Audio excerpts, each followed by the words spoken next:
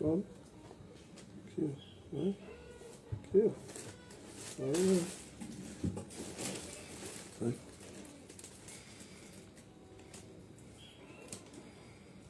Né? Aí, ó.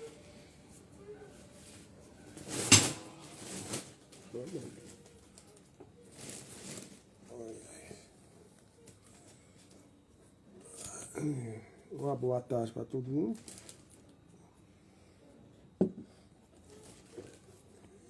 Agora é 17h15, 5h15 da tarde. Hoje é 14 de agosto de 2025. Hoje é quinta-feira. Uma boa noite para todo mundo. Tô eu e a Branquinha aqui. Meu gatinho festa lá em cima pegando sol. A Branquinha, como ela é fêmea, ela é mais agarrada ao dono, né? Como vocês sabem, ela foi adotada. Ela me adotou. Vou mostrar pra vocês ela. A Branquinha aqui comigo, gente, ó. Branquinha de novo. Ela não falta nenhuma leitura da palavra, ela não falta. Não falta oração, né, Branca? A Branca gosta. Então a Branca tá com nós aqui, né, Branquinha? Então só pra vocês entenderem aí que a Branquinha vai pra cima. Nós estamos no Instagram aqui, né, Branca? Aqui é o Instagram, Branca. Né? Aqui é o Instagram, Branca. E aqui é o TikTok. Estou ao vivo no Instagram e no TikTok. Ó. Sempre eu mostro. Aí a Branquinha aí, gente. A Branca comigo, né? Aí, ó. A Branca tá aí. Então, só pra vocês terem uma ideia.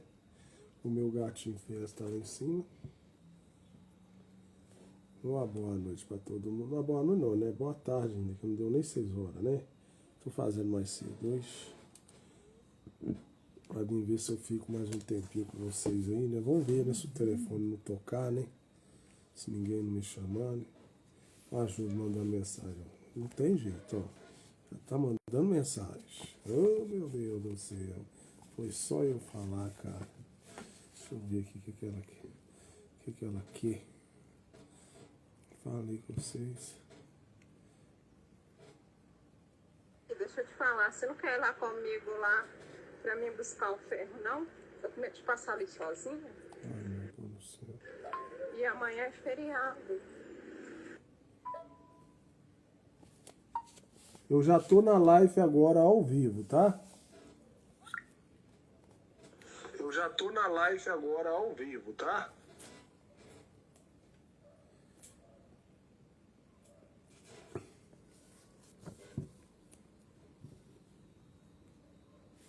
Então vamos lá. Então eu vou ler a palavra de Deus. Eu tô lendo as 7 eras da igreja. Ó. Olha pra vocês verem. As 7 eras da igreja. Ó. Estão vendo aí? Eu estou na página 16. Estou esperando chegar mais gente aí, porque hoje eu comecei cedo, né, gente? Minha esposa quer até que eu vou lá buscar o ferro lá, né? Entendeu? Então vamos lá. Então eu vou começar porque eu queria ficar um pouquinho mais com vocês aí, né? Pra ver se dava, né? Então vamos lá. Vou começar, tá, gente? Lemos, foi o cumprimento de Atos 2:38. Arrependei-vos e cada um de vós sejam batizados em nome do Senhor Jesus Cristo, para o perdão dos vossos pecados, e recebei o dom do Espírito Santo. Seja, Paulo, pelo Espírito Santo, disse exatamente o que Pedro disse, pelo Espírito Santo. E o que foi dito não pode ser mudado. Tem que ser o mesmo desde que foi dito. Não pode ser mudado. Tem que ser o mesmo desse Pentecostes até que o derradeiro eleito tenha sido batizado. Gálatas 1:8. Mas, ainda que nós, mesmo ou um anjo do céu, vos anuncie outro evangelho, além do que já vos tenho anunciado, seja anátemas. Agora, algum de vocês da unicidade batizam errado. Vocês batizam para regeneração, como se ser imerso nas águas. Os salvas.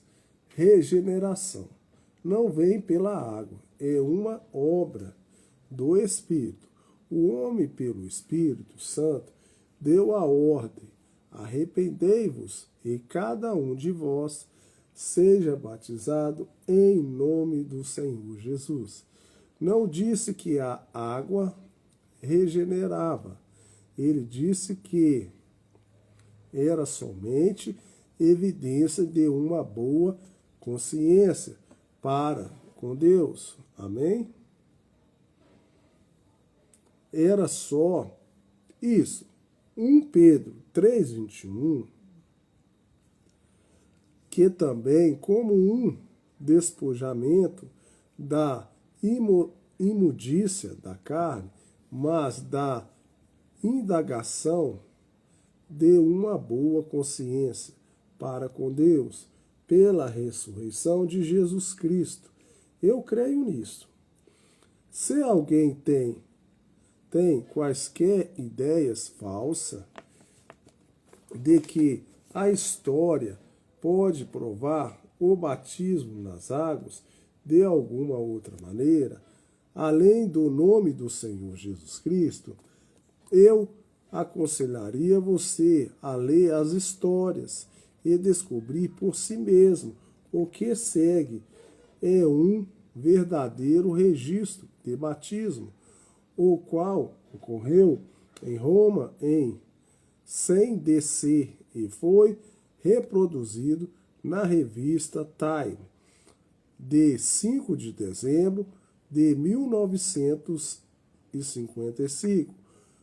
O diácono levantou sua mão e Públicos decidiu, entrou, cintura, estava Marcos Vasca, o madeireiro, ele estava sorrindo. Então, Públicos entravam na piscina, chegando até o lado dele, credes, ele perguntava, crendo, respondeu Públicos, eu creio que minha salvação vem de Jesus Cristo, que foi crucificado sob Pôncio Pilatos. Com ele eu morri para que com ele eu possa ter vida eterna. Então ele sentiu braços fortes,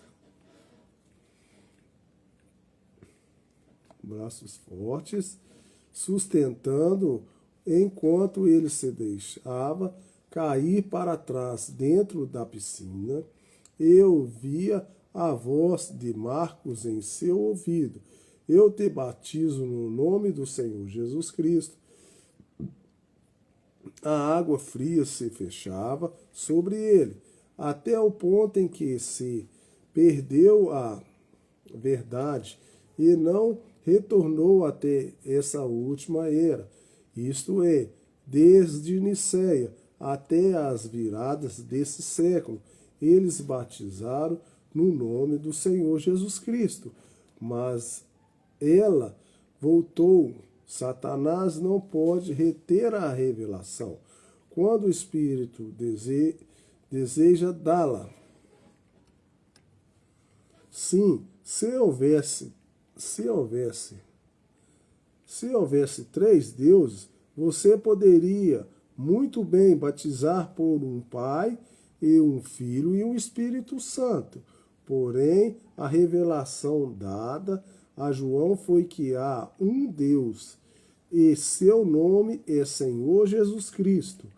e você batiza por um Deus. É somente um. É por isso que Pedro batizou da maneira que fez em Pentecostes. Ele tinha que ser fiel à revelação que era: saiba, pois, com certeza toda a casa de Israel, que esse Jesus, a quem vos crucificastes, Deus o fez Senhor e Cristo. Aí está ele, o Senhor Jesus Cristo. Se Jesus é ambos, Senhor e Cristo, então ele, Jesus, não pode ser outro senão Pai e Espírito Santo em uma pessoa manifestada na carne. Não é deuses em três pessoas, bendita Trindade, porém um Deus, uma pessoa, com três títulos maiores, com três ofícios, manifestando esses títulos. Ouçam uma vez mais: esse mesmo Jesus é ambos, Senhor e Cristo. Senhor Pai e Cristo, Espírito Santo, são Jesus, pois ele, Jesus, é ambos, Senhor e Cristo. Se isso não nos mostra a verdade, revelação da divindade, nada o fará. Senhor não é outro, Cristo não é um outro. Esse Jesus é o Senhor Jesus Cristo, um Deus. Felipe um dia disse para Jesus: Senhor, mostra-nos o Pai, o que nos basta. Jesus lhe disse: Estou há tanto tempo convosco e não me tendes conhecido? Quem me vê, a mim vê o Pai. Portanto, por que dissestes tu? Mostra-nos o Pai. Eu e meu Pai somos um. Eu citei isso uma vez. E uma senhora diz: espere aí, senhor Branco. O senhor e sua esposa são um. Eu disse: não dessa maneira. Ela disse: como disse? Então eu lhe disse: a senhora me vê. Ela disse: sim. Eu disse: a senhora vê minha esposa? Ela disse: não. Eu disse: então, essa unidade é de um tipo diferente. Pois ele disse: quando vedes a mim, vedes meu Pai. O profeta diz que haveria luz no entardecer. No hino está escrito: haverá luz no entardecer. E a vereda para a glória você seguramente encontrará no caminho para as águas. Essa é a luz hoje, sepultado no precioso nome de Jesus. Jovens e velhos, arrependei-vos de todos os vossos pecados. O Espírito Santo seguramente entrará. A luz entardecer chegou. É fato que Deus e Cristo são um. Não faz muito tempo eu estava falando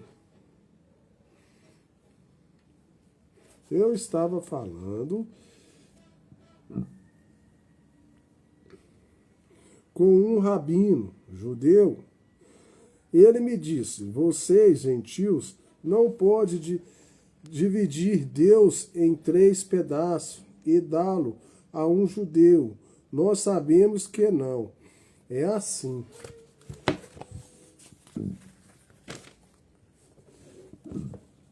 Eu disse: é exatamente esse ponto. Rabino, nós não dividimos Deus em três partes, em três pedaços. O Senhor crê nos profetas, não crê? Ele disse: certamente que creio. O Senhor crê em Isaías 9:6? Sim, que quem o profeta estava falando, do Messias, Eu disse, que revelação terá o Messias com Deus? Ele disse, ele será Deus. Eu disse, isso é correto, amém? Vocês não podem colocar Deus em três pessoas ou três partes. Você não pode dizer a um judeu que há um pai, e um filho e um Espírito Santo. Ele lhe dirá imediatamente de onde você veio essa ideia. Os judeus sabem que esse credo foi estabelecido no Concílio de Nicéia. Não é de admirar que eles escarneceram de nossos como pagões. Nós falamos sobre um Deus que não muda. Os judeus creem.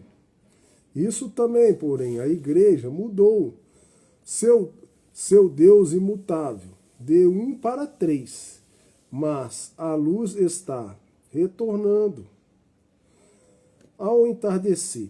Quando extraordinário é que esta verdade tenha vindo no tempo quando os judeus estão retornando para a Palestina. Deus Cristo são um. Esse Jesus é ambos, Senhor e Cristo.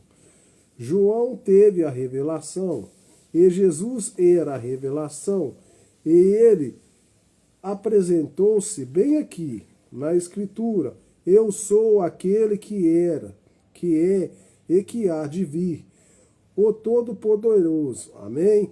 Se a revelação está além do seu alcance, olhe para cima e busque a Deus para isso.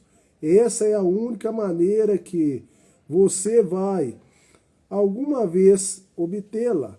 Uma revelação tem que vir de Deus. Nunca vem por dons naturais, humanos, porém por dádiva espiritual. Você pode até mesmo memorizar as Escrituras, e ainda que isso seja maravilhoso, isso não servirá. Tem que ser uma revelação de Deus. Diz a palavra que ninguém pode dizer que Jesus é Cristo, a não ser pelo Espírito Santo. Você tem que receber o Espírito Santo depois pode o Espírito Santo dar-lhe a revelação que Jesus é Cristo, Deus, o ungido. Ninguém sabe as coisas de Deus senão o Espírito de Deus, e aquele a quem o Espírito de Deus as revela. Nós precisamos pedir a Deus por revelação mais do que qualquer outra coisa no mundo. Temos aceitado a Bíblia, temos aceitado as grandes verdades dela, mas isso ainda não é real para a maioria das pessoas, porque a revelação dada pelo Espírito Santo não está ali. A palavra não foi vindicada. A Bíblia diz em 2 Coríntios 5:21 que temos nos tornado a justiça de Deus pelas nossas união com Jesus Cristo. Você entendeu isso? Diz que somos a própria justiça do próprio Deus por estarmos em Cristo. Diz que ele, Jesus, tornou-se pecado por nós. Não diz que ele tornou-se pecador, mas tornou-se pecado por nós, para que por nossa união com ele pudéssemos nos tornar a justiça de Deus. Se nós aceitarmos o fato de que ele literalmente tornou-se pecado por nós através de sua substituição, por nós, então devemos também aceitar o fato de que nós, através de nossa união com Ele, temos nos tornado a própria justiça de Deus. Rejeitar um é rejeitar o outro. Aceitar um é aceitar o outro. Agora, nós sabemos que a Bíblia diz: não pode ser negado, mas está faltando a revelação disso. Não é real que a maioria dos filhos de Deus é apenas um bom versículo na Bíblia, mas precisamos tê-lo vivificado para nós. Isso exigirá revelação. Amém? Deixe-me mencionar algo aqui que não só surpreenderá você, mas também o ajudará. Dificilmente há um estudante que não creia que o Novo Testamento era originalmente na língua grega. Todos os nossos grandes estudantes da Bíblia têm dito que Deus deu ao mundo 3 grandes nações como 3 grandes contribuições em benefício do Evangelho. Ele deu os gregos que legaram uma língua universal. Ele nos deu os judeus que nos legaram a uma verdadeira religião e um verdadeiro conhecimento de Deus através do Salvador. Ele nos deu romanos que nos legaram de rodagem. Assim nós temos a religião verdadeira, a língua para expressá-la. Há muitas pessoas e o governo e estradas para difundi-las fisicamente e historicamente falando. Isso parece ser exatamente correto. E hoje nossos eruditos do grego dizem que a língua grega dos dias da Bíblia é tão perfeita e exata que se um estudante do grego for um refinado e preciso gramático, ele pode verdadeiramente saber com exatidão o que a palavra do Novo Testamento ensina. Mas não é isso somente uma teoria, isto é, de uma denominação constante, contestas outros estudantes de outra denominação. E não é verdade que seus argumentos são baseados em idênticas palavras gregas e identificas regras de gramática. Certamente é dessa maneira que, mesmo lá atrás, na era de Pérgamo, um pouco antes do Concílio de Nicéia, em 325, houve 2 grandes estudantes, Ário e Atanásio, que ficaram travessados em combate doutrinário sobre uma palavra grega. Então, intenso e tão universal tornou-se o seu debate que, historicamente, disseram que o mundo ficou dividido por causa de um ditólogo, o som de 2 vogais numa única sílaba. Agora, se o grego é tão perfeito e tão preceituado por Deus, por que houve tal disputa? Certamente Deus não pretendia que todos nós soubéssemos o grego. Hoje mesmo estamos tentando estamos tendo discussões a respeito do grego. Tome, por exemplo, o livro A. A Igreja Palestina de Cristo, radiografada pelo Dr.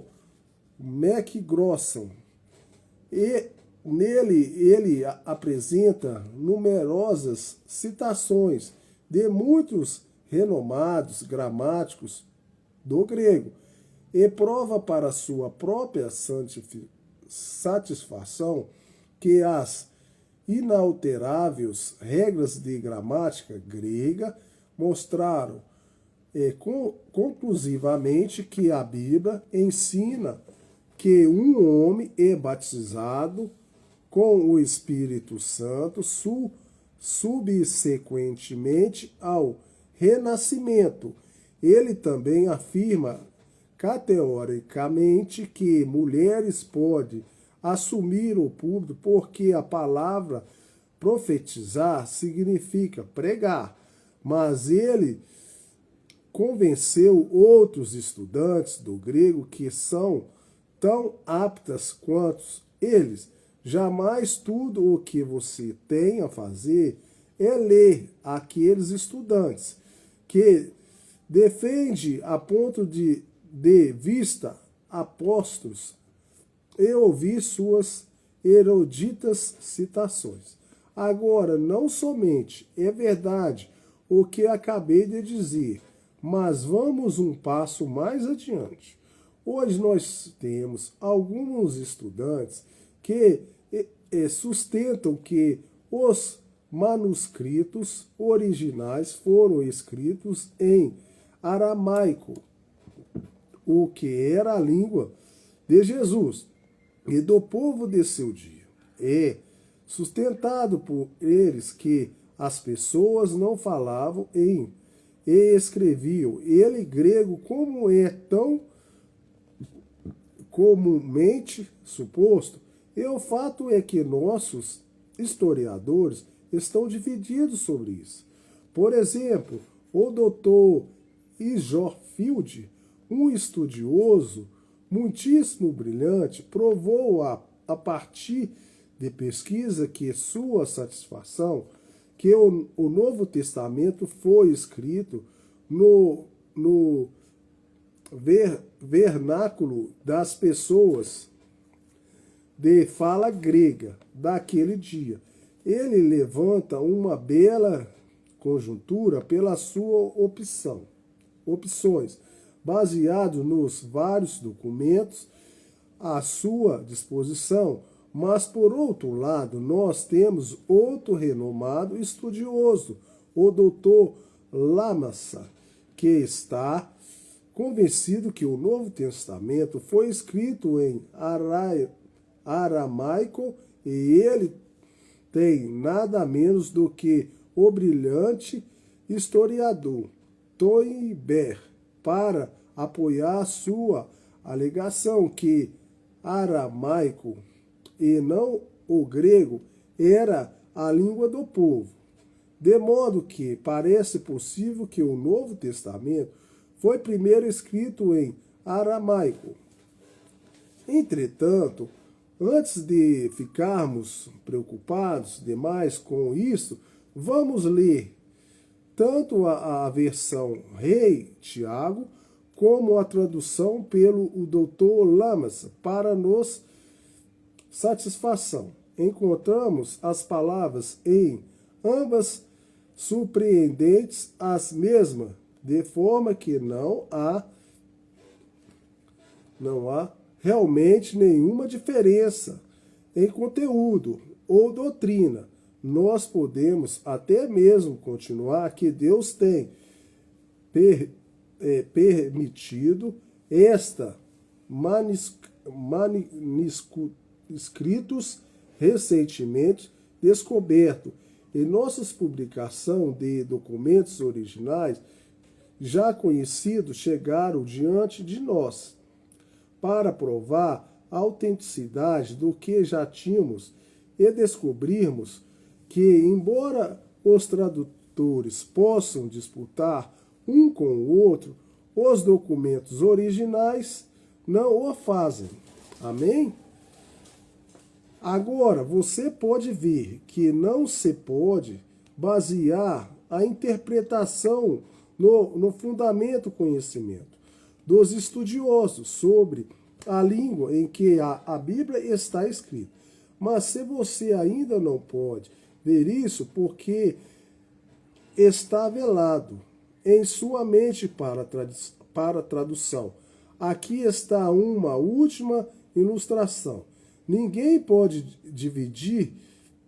divulgar o que os escribas e os fariseus e os grandes eruditos do ano 33 DC conheciam as exatas leis de gramática e os significados exatos. Ninguém vai conseguir fazer isso. Das palavras nas quais o Velho Testamento foram escritos, mas apenas de todo o seu elevado conhecimento, eles falharam em ver a revelação da prometida palavra de Deus manifestada no Filho. Lá estava ele, escrito desde Gênesis até Malaquias, com o capítulo inteiro devotados a ele e seu ministério, e no entanto, como exceção de alguns que foram iluminados pelo Espírito Santo, eles falharam inteiramente em vê-lo. Nós agora chegamos a uma conclusão. Conclusão essa que já encontramos na palavra. Por mais que creiamos e tentar encontrar os mais antigos e melhores manuscritos para obter o que melhor registro possível da palavra, nós nunca conseguiríamos o verdadeiro significado dela, pelo estudo e comparação das Escrituras. Por mais sinceros que sejamos, será necessário uma revelação de Deus para trazê-la à luz. E isto é exatamente o que Paulo disse. Sabedoria humana, mas com as que o Espírito Santo ensina. 1 Coríntios 2:3, a verdadeira revelação é Deus, interpretando sua própria palavra ao vindicador o que está prometido. Agora que significa, agora que ninguém se engane pelo que eu disse e pense que eu não creio na exatidão da palavra como nós a temos hoje. Eu creio que essa Bíblia é exata. Jesus autenticou completamente o Velho Testamento quanto andou aqui na terra, e ele foi cumprindo exatamente como foi no Novo Testamento. Não se engane acerca disso. Nós temos a infalível palavra de Deus. Hoje nenhum homem se atreva a tirar dela ou adicionar a ela. Mas nós precisamos do mesmo Espírito que Deus para ensiná-la a nós. Amém? Como necessitamos de revelação pelo Espírito Santo. Não precisamos de uma nova Bíblia, não precisamos de uma nova tradução, embora algumas sejam muito boas. Eu não sou espírito. Eu não sou contra elas, mas precisamos da revelação do Espírito Santo. Amém? A graça a Deus que podemos ter o que precisamos, graças a Deus, pois Deus quer revelar sua palavra a nós, pelo seu Espírito. Amém? Que Deus possa, pelo seu Espírito, começar a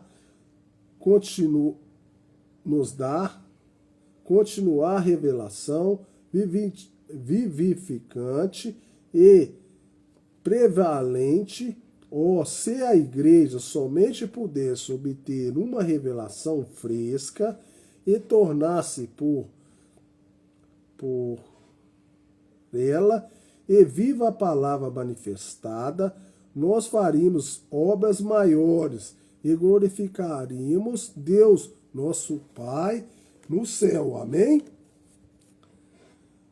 Libertos do pecado. Apocalipse 1:5. Aquele que nos ama e em seu sangue nos lavou dos nossos pecados. A palavra lavou, na realidade, é libertou. E em seu sangue nos libertou dos nossos pecados. Isso não é maravilhoso? Mas você tem mentalidade espiritual. Você compreende isso? Foi seu próprio sangue. Foi seu próprio sangue que nos libertou completamente dos nossos pecados. Não foi sangue humano, foi o sangue de Deus. Pedro o chamou de sangue de Cristo. Paulo o chamou de sangue do Senhor e sangue de Jesus. Não 3 pessoas, mas uma pessoa. Aí está sua revelação novamente. Um Deus, esse Deus Jeová, onipotente, desceu e fez para si um corpo por meio do nascimento virginal e habitou nele para que pudéssemos ser o sangue de Deus, que nos livra nos libertasse inteiramente de nossos pecados e nos apresentasse imaculados diante de Deus, com grande alegria. Amém? Quer um tipo do Velho Testamento? Vamos voltar ao Jardim do Éden. Quando chegaram as primeiras notícias na glória que o filho Adão tinha se perdido, enviou Deus um anjo, enviou ele um filho, enviou ele um outro semelhante a nós? Não, ele próprio veio para redimir aquele filho perdido. Aleluia! Deus não confiou seu plano de salvação a outro. Ele confiou unicamente a si. Amém? Deus se fez carne e habitou entre nós e nos redimiu para si mesmo. Amém? Somos salvos pelo sangue de Jesus. O Deus eterno habitou em um corpo mortal. Amém? A fim de tirar o pecado. Ele tornou-se cordeiro a fim de derramar seu sangue e entrar dentro do véu com ele. Amém? Considere isso, uma vez que é o sangue de Deus, é sangue perfeito.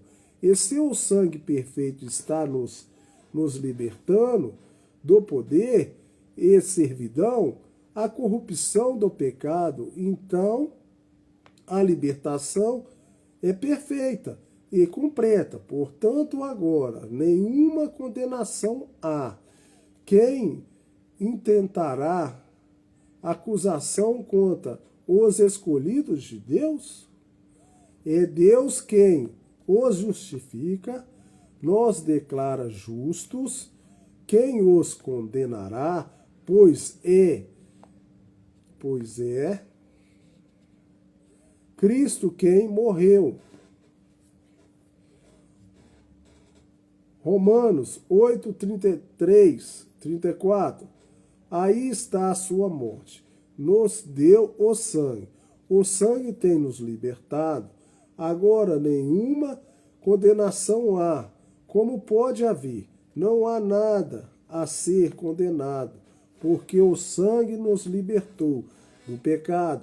Nós estamos livres, inocentes. Não ouçam ao homem, ouça a palavra. Você está liberto pelo sangue de Jesus. Amém? Agora, não fique novamente atacado pelas tradições e credos e organizações. Amém? Não vá se desencaminhar por ouvir aqueles que negam o poder da palavra e nega que Jesus salva, cura, enche do seu Espírito Santo e de poder. Vocês são homens de Deus, livres, libertos pelo seu próprio sangue. Se você ainda mantém sua fé em credos e denominações, é certo, pela evidência que você perdeu sua fé na palavra de Deus. Amém? Reis e sacerdotes. Apocalipse 1:6. E nos fez reis e sacerdotes para Deus e seu Pai, a ele glória e poder para todos sempre. Amém? Ele nos fez, a certa verdade que precisamos enfatizar. Esta é uma das leis. Ele nos fez. A salvação é obras dele. Do Senhor vem a salvação, totalmente por graça. Ele nos redimiu com os seus próprios com propósito. Ele nos comprou com um propósito. Somos reis espirituais. Nós fomos ser reais na terra com ele. Quando ele se assentar em seu trono, mas agora somos reis espirituais. E reinamos sobre um reino espiritual. Diz em Romanos 5:17, porque se pela ofensa de um só, a morte reinou por esse, muito mais os que recebem a abundância da graça e do dom da justificação, reinará em vida por um só Jesus Cristo. Amém? E Colossenses, ou Coríntios, não sei, não é Colossenses. Colossenses 1:13, o qual nos tirou da potestade das trevas e nos transportou para o reino do Filho, do seu amor. Agora mesmo nós reinamos com Cristo, tendo domínio sobre o pecado, o mundo e a carne, e o diabo, anunciando sua virtude e glória, anunciando ele próprio, pois é Cristo e nós, operando o querer e o efetuar segundo a sua boa vontade. Sim, na verdade mesmo agora estamos assentados nos lugares celestiais em Cristo Jesus. Amém? E nos fez sacerdotes, sim, sacerdotes para ele, oferecendo o louvor espiritual de lábios santificados, consumindo nossas vidas como um sacrifício suave e filho adorando, em espírito e em verdade, intercedendo e rogando, sacerdotes e reis para nosso Deus. Não admira que o mundo não nos agrada. O mundo não nos agrada. E somos um povo especial, zelosos de boas obras. Somos recriados nele para sermos filhos semelhantes ao nosso Pai. Por isso que eu falo com vocês, gente. Se você é um cristão, você não está querendo ter nada a ver com o mundo. Você está querendo só querer saber as coisas de Deus. Entendeu? Porque nós somos semelhantes a Cristo. As pessoas não captam essas coisas. Mas aos poucos, se Deus quiser, vocês vão captar. E Deus vindouro. Apocalipse 1:7. Eis que vem com as nuvens, e todo olho o verá, até os mesmos que o transpassaram, e todas as tribos da terra se lamentarão sobre ele. Sim, amém? Ele está vindo, Jesus está vindo, Deus está vindo, o profeta está vindo, o sacerdote e rei está vindo, o tudo em todos está vindo. Ora, Senhor Jesus, vem cedo, amém?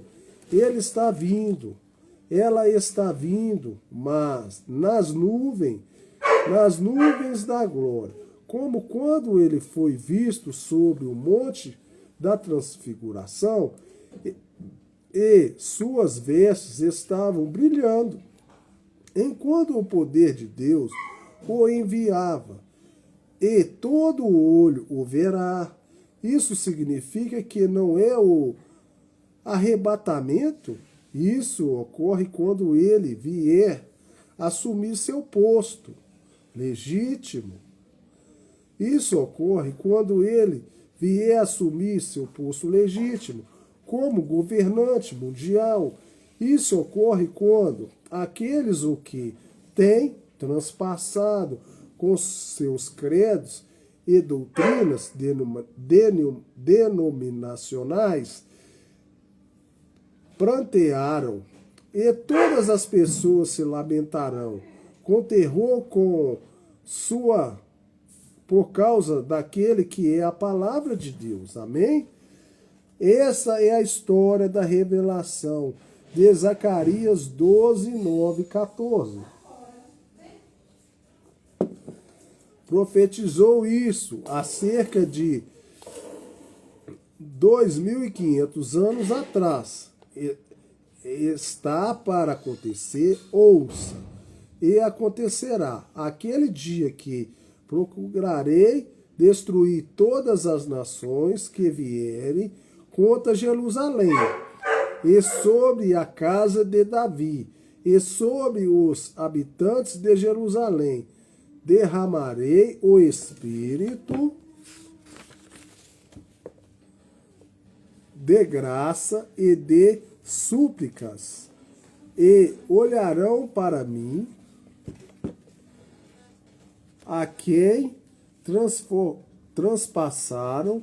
Agora, quando o evangelho volta aos judeus, quando o dia dos gentios estiver terminando, o evangelho está pronto para voltar aos judeus. Oh, se eu pudesse apenas lhe dizer algo que está para acontecer, bem nesses nossos dias, esta grande coisa que está para acontecer conduzirá para Apocalipse 11 e apanhará aquelas duas testemunhas, aqueles dois profetas, Moisés e Elias, levando o evangelho de volta aos seus judeus. Estamos prontos para isto. Tudo está em ordem, assim como os judeus trouxeram a mensagem para os gentios. Da mesma forma, os gentios a levarão exatamente de volta aos judeus. E o arrebatamento virá. Agora, recorde o que lemos em Apocalipse e Zacarias.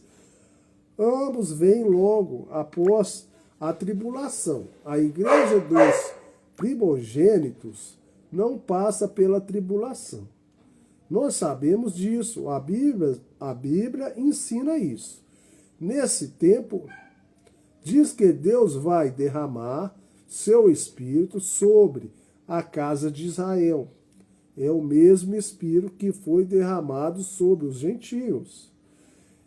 Em seu dia, e olharão para mim, a quem transpassaram e o prantearam como quem pranteia por um unigênito, e chorarão amargamente por ele, como se chora amargamente pelo primogênito. Naquele dia será grande o pranto em Jerusalém, como o pranto de Haddad Rimon, no vale de Megidom.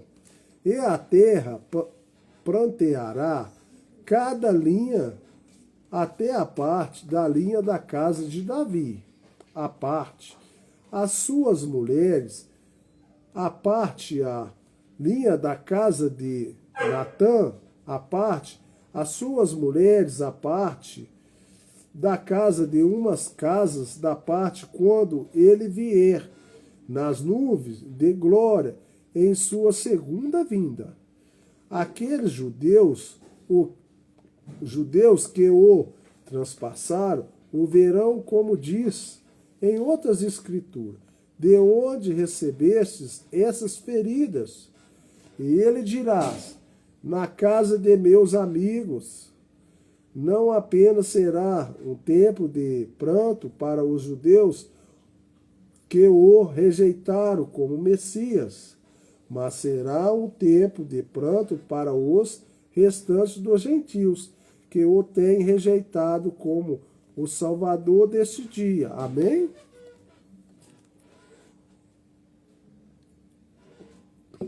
Haverá choro e pranto. As virgens adormecidas estarão pranteando. Elas representam a igreja que recusou ter azeite, símbolo do Espírito Santo, em suas lamparinas, nem suas lâmpadas, símbolos do corpo ou portador do azeite. Até que foi tarde demais, não era que elas não fossem boas pessoas, elas eram virgens, e isso significa uma classe de moral alta, mas elas não tinham azeite em suas lâmpadas, de forma que foram lâmpadas onde haviam pranto e ranger de dentes. Vamos tipificar tudo isso em Gênesis, capítulo 45, onde José encontra-se com seus irmãos no Egito e revela-se a eles. Gênesis 45, 1, 7. Então José não se podia conter diante de todos os que estavam com ele, e clamou: fazei sair daqui a todo varão. E ninguém ficou com ele. Então José se deu a conhecer a seus irmãos, elevou a sua voz com choro, de maneira que os egípcios o ouviram, e a casa de Faraó ouviu. E disse José a seus irmãos: eu sou José. Vive ainda meu pai? E seus irmãos não lhe puderam responder, porque estavam pasmados diante da sua face. E disse José a seus irmãos: peço-vos, chegai-vos a mim. E chegaram-se. Então disse ele: eu sou José, vosso irmão, a quem vendestes para o Egito. Agora, pois, não vos entristeçais, nem vos peças aos vossos olhos por me haverdes vendido para cá, porque para conservação da vida Deus me enviou diante da vossa face, porque houve 2 anos de fome no meio da terra, e ainda restam 5 anos em que não haverá lavoura, nem saga, pelo que Deus me enviou diante de vossa face, para conservar vossa sucessão na terra e para guardar-vos em vida um grande livramento. Amém? Agora isso não se comprará com Zacarias. Agora isso não se compara com Zacarias 12. Tão belamente, juntamente os dois, havemos de entender isso exatamente. Quando José era bem jovem, ele era odiado pelos seus irmãos. Por quê? Ele era odiado por seus irmãos? Era porque ele era espiritual. Vocês já repararam que a gente que é separado de Deus, as pessoas não tá querendo estar próximo da gente, principalmente as pessoas do mundo? Porque realmente tudo que eles fazem, a gente não quer fazer as coisas que eles fazem. Que as coisas que o povo faz é as coisas do mundo, a gente não quer fazer. Ele não pode evitar ter aquelas visões, nem pode evitar ter sonhos e interpretar. Isso estava nele. Ele não podia expor outra coisa, a não ser o que estava nele. Portanto, quando seus irmãos o odiaram, foi sem motivo, mas ele era o bem-amado de seu pai. Amém? Seu pai era um profeta e entendia. Isso faz um perfeito tipo de Cristo. Deus, o Pai amável, o Filho, mas os irmãos, escribas e fariseus o odiaram, porque ele podia curar os enfermos, fazer milagres, a predizer o futuro, ver visões, interpretá-las. Isso não era razão para odiá-lo, mas eles faziam. E como os irmãos de José, eles odiavam sem nenhum motivo. Amém? Agora, recorde como aqueles filhos de Jacó trataram José. Eles o lançaram numa cova. Eles tiraram a sua túnica de várias cores que seu pai lhe tinha dado e tingiram-na com sangue para fazer seu pai pensar que o rapaz fora morto por algum animal. Eles o venderam a certos comerciantes de escravos que o levaram ao Egito, e lá ele foi vendido a um general.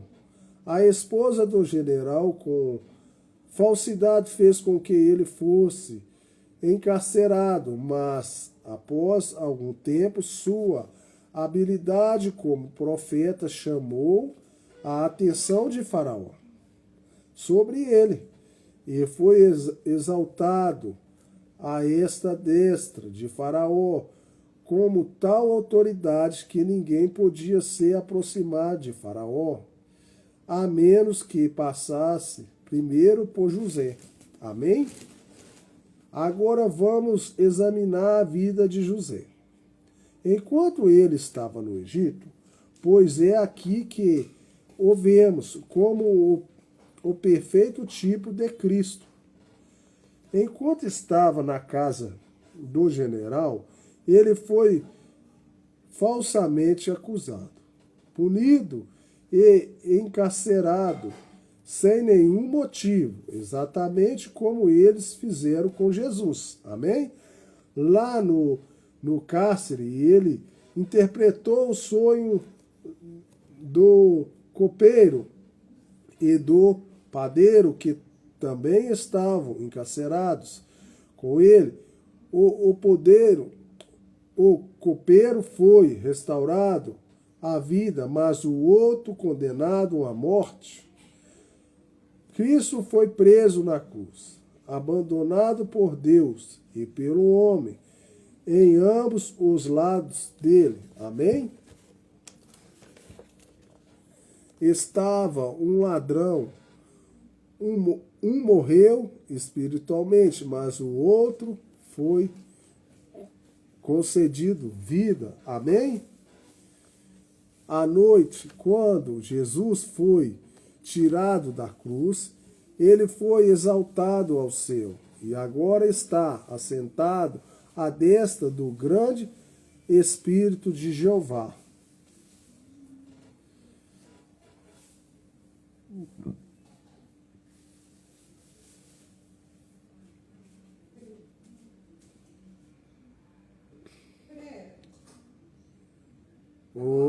Não acabei ainda não. Um mediador entre Deus e os homens. E ele é tudo que se necessita. Não há Marias ou santos, só Jesus. Amém? Continuando com ele, tipo que encontraram com José. Note como tudo que ele fazia no Egito prosperava. Seu primeiro emprego com o general prosperou. Até mesmo na prisão prosperou. Quando Jesus retorna, o deserto florescerá como uma rosa. Ele é o filho da prosperidade. Assim como nenhuma era jamais prosperou como o tempo de José. Da mesma forma, virá um tempo de tal bênção sobre esta terra como o mundo jamais conheceu. Nós podemos, cada um de nós, sentar sobre nossas próprias figueiras e rir e regozijar e viver para sempre na sua presença, a abundância de alegria e a sua mão direita a delícias perpetuante. Louvado seja Deus. Amém. Agora note que em todo lugar que José ia, eles tocavam a sua trombeta para anunciar sua chegada. As pessoas gritavam: dobre o joelho diante de José. Não importava o que o homem estivesse fazendo. Quando aquela trombeta tocava, ele dobrava o joelho. Podia ser o que estivesse vendendo algo na rua, com seu braço estendido, recebendo seu dinheiro, porém ele tinha que parar e dobrar o joelho quando aquela trombeta soava. Se ele fosse até mesmo um artista ou um ator, tinha que parar seu ato e dobrar o joelho diante de José quando sua presença era anunciada, como aquele toque de trombeta. E um desses dias tudo a seu tempo ficará quieto quando a trombeta de Deus soar. E os mortos em Cristo ressuscitarem e a manhã eterna irromperem. Lindo resplendor, todos dobrarão o joelho. Então, pois, está escrito: pelo que também Deus o exaltou soberanamente e lhe deu um nome, que é sobre todo o nome, para o nome de Jesus Cristo se dobre todo o joelho dos que estão nos céus e na terra e debaixo da terra. Amém? E toda língua confessará que Jesus Cristo é o Senhor, para a glória de Deus Pai. Filipenses 2, 9 e 11. Mas notem outra gloriosa revelação.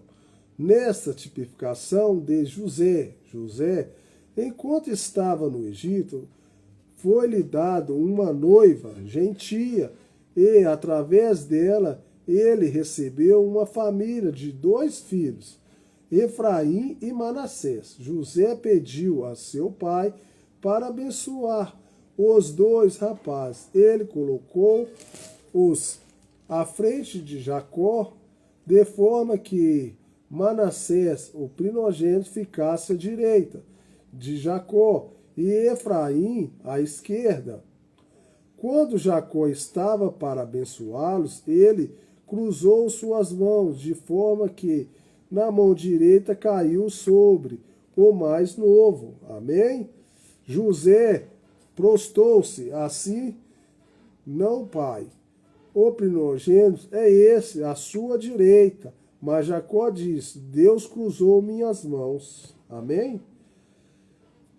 Aqui em figura, nós vemos que a bênção que pertencia ao primogênito, o judeu foi entregue ao mais novo, e o gentio, através da cruz, as mãos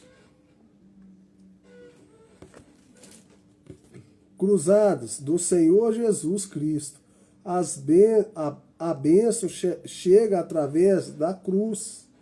Gálatas 13, 14. Cristo nos resgatou da maldição da lei, fazendo-se maldição para nos, porque está escrito, maldito todo aquele que for pendurado no madeiro, para que a bênção de Abraão chegasse aos gentios por Jesus Cristo, e para que pela fé nós recebemos a promessa do Espírito. A bênção de Abraão chegou através da cruz para os gentios. Os judeus rejeitaram a cruz, portanto Jesus tomou a noiva gentia. Amém?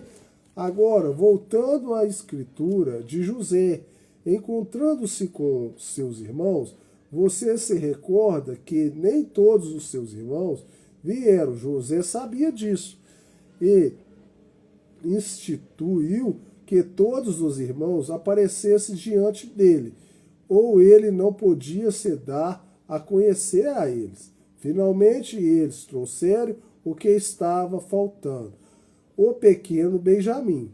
Foi o pequeno Benjamim, o irmão germano de José, que incendiou sua alma. E quando nosso José, isso é Jesus, vier às pessoas que têm guardado os mandamentos de Deus e que têm voltado para a Palestina, sua alma se incendiará. O pequeno voltará para a Palestina. Sua alma se incendiará. Benjamim tipifica os 144 israelitas, provenientes de todas as terras que têm voltado para a Palestina, para sua redenção. Eles se encontrarão lá prontos para receber aquele a qual conhecer corretamente, e a terra e eterna vida. Amém? Eles dirão, este é o nosso Deus, por quem temos esperado. Então eles verão aquele a quem transpassaram, e eles chorarão, desalentados, de onde vieram esta horrível feridas. Como isso aconteceu, e ele plantearão e chorarão, cada família e parte, cada qual a parte na agonia da dor. Agora, onde está a igreja gentia? Enquanto Jesus está dando-se a conhecer a seus irmãos, recorde que a noiva de José, com os 2 filhos, estava no palácio, pois José tinha ordem que todos me deixe, faça-nos todos saírem diante de mim. Portanto, a noiva gentia estava escondida no palácio de José. Onde irá a igreja gentia? No arrebatamento, para dentro do palácio. Amém? Isso sempre é uma comparação da vida de José com a noiva do Senhor Jesus Cristo. A noiva do Senhor Jesus Cristo é a igreja. Amém? A noiva será retirada da terra, ela será arrebatada antes da grande tribulação e encontrará seu Senhor nos ares por 3 anos e meio, enquanto a ira punitiva de Deus é derramada. Ela estará na grande ceia das bodas do Cordeiro. Então ele retornará, deixando sua noiva na casa do seu pai, enquanto se dá a conhecer a seus irmãos. Nesse mesmo tempo, o pacto anticristão que os judeus fizeram com Roma será quebrado. Roma e seus aliados, então, enviam suas tropas para destruir todos os judeus, tementes a Deus e fiéis à palavra de Deus. Mas, enquanto eles vêm contra a cidade para destruí-la, aparecerá nos céus o sinal da vinda do Filho do Homem, com seus poderosos exércitos, para destruir aqueles que andam destruindo a terra. Com o inimigo desbarradado, Jesus então vem e apresenta-se aos 144 judeus, israelitas, né? Tendo visto seus poderosos atos de salvação. Eles chegarão a conhecer seu poder, mas também ao verem suas feridas e saberem que eles o tinham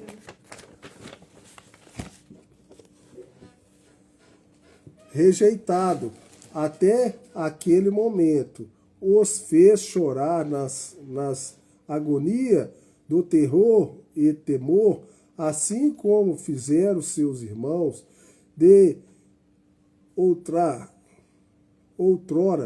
quando estavam diante de José, tendo forte medo de que fossem mortos. Mas como José diz, não fiques zangados com vocês mesmos. Está tudo bem. Deus está em tudo isto. Ele fez isso para conservar a vida. Da mesma forma, Jesus expressará paz e amor para eles. Amém? Porque os judeus rejeitaram Jesus. Deus estava em tudo aquilo. Foi a única maneira pela qual ele podia trazer à luz a noiva gentia. Ele morreu na cruz para conservar a vida da igreja gentia. Amém? Agora, esses 144 mil não estão na noiva. Em Apocalipse 14:4, eles são chamados virgens e seguem o Cordeiro para onde quer que o vá. O fato de que eles não têm se contaminado com mulheres mostra que são eunucos. Mateus 19:12. Os eunucos eram os guardas das câmaras núpcias. Eles eram servidores. Note que eles não se assentam no trono, mas estão diante do trono. Não, eles não estão na noiva, mas estarão no glorioso reino milenar. Nós então vemos que quando esses últimos de Israel tiveram sido unidos em amor ao Senhor, e o inimigo tiver sido destruído, Deus separar seu santo monte, seu novo jardim do Éden, destinado à noiva e aos servidores dele, e dela para a lua de mel milenar sobre a terra, Portanto, Abraão e Eva estiveram no jardim e não terminaram os seus 1000 anos. Agora Jesus, nosso último Adão e sua Eva, a verdadeira igreja, cumprirão todo o plano de Deus. Amém? Como a Bíblia se repete, a cena de José aos seus irmãos está para se repetir, pois Jesus virá em breve. Amém? E ao deixarmos o tipo de José, há mais uma coisa que eu quero fazer a sua atenção acerca desse tempo do fim. Amém? Você recorda que enquanto José estava diante de seus irmãos, quando Benjamim não estava com eles, ele falava através de um intérprete, embora soubesse bem o hebreu. Ele falava aos seus irmãos em outra língua. Você sabe que a primeira era gentia, a cabeça de ouro, a era babilônica, acabou com uma mensagem em uma língua escrita a uma parede. Esta era foi acabada. Da mesma maneira, a mudança de línguas no dia de hoje é mais uma prova de que o tempo dos gentios terminou e Deus está retornando a Israel. Amém? Em breve vem o Alfa e o Ômega, o profeta, sacerdote e rei, e tudo em todos. Senhor Deus dos exércitos, breve vem. Ora, Senhor Jesus, o único Deus verdadeiro, vem. Credo, eu vou ler só mais essa aqui e vou encerrar, tá, gente? Porque já tem muito tempo de live aqui. Apocalipse 1:9. Eu, João, que também sou vosso irmão e companheiro na aflição e no reino e paciência de Jesus Cristo, estava na ilha chamada Patmos por causa da palavra de Deus e pelo testemunho do Senhor Jesus Cristo, de Jesus Cristo. Esta série de visões da revelação da pessoa de Jesus Cristo foram dadas a João enquanto estava exilado na ilha de Patmos.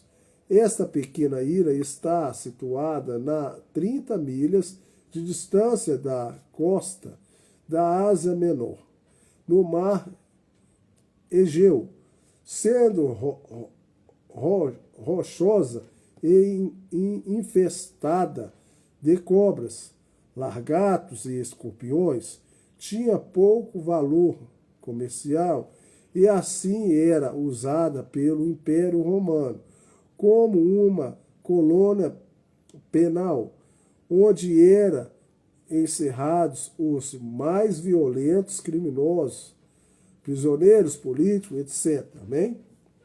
Você notará que João escreveu aos cristãos como um irmão em aflição. Foi nesse tempo que a igreja primitiva estava atravessando grandes perseguições, não somente em toda a parte se falava contra a religião deles, mas as próprias pessoas eram encarceradas e mortas. João, como multidões de outros, estava agora sofrendo reclusões por causa da palavra de Deus, do testemunho de Jesus Cristo. Quando preso, tentaram em vão matá-lo, fervendo em óleo por 24 horas. Os oficiais, enfurecidos e impotentes, então o sustenciaram a Patmos com um feiticeiro, porém Deus estava com ele e foi-lhes dispensado deixar a ilha e retornar a Éfeso, onde novamente continuou como pastor até o tempo de sua morte. Amém?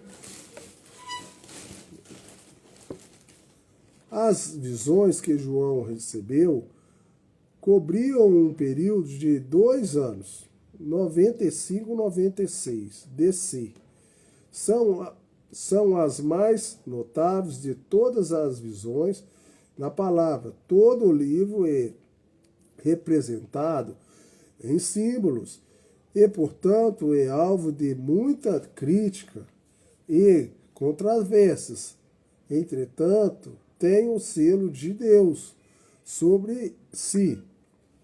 Isso torna autêntico e tremendo valor para todos os que leem ou ouvem as suas sagradas páginas. Em espírito no dia do Senhor. Eu vou só ler esse pedacinho aqui e vou terminar, gente. E vai ficar para a próxima, tá? Apocalipse 1:10. Eu fui arrebatado em espírito no dia do Senhor. Eu vi de trás de mim uma grande voz, como trombeta. Eu fui arrebatado em espírito. Isso não é simplesmente belo. Que coisa, eu gosto muito disso. Vocês poderiam simplesmente chamar essa palavra de a totalidade da vida cristã. Se vamos viver como cristãos, temos que estar em seu... Aí aqui termina. Eu vou terminar aqui na página... na página 29, eu vou passar para 30. Então eu vou encerrar aqui. Aí eu só quero falar com vocês que é o seguinte. Eu estou lendo as 7 eras da igreja para tentar ajudar quem quer saber a respeito um pouco das coisas de Deus. Então eu estou lendo as 7 eras da igreja. Eu já estou na parte 3. Hoje eu termino essa parte 3, né?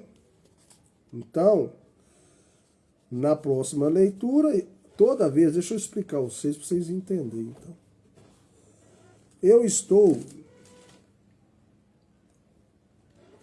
Toda noite eu só faço leitura.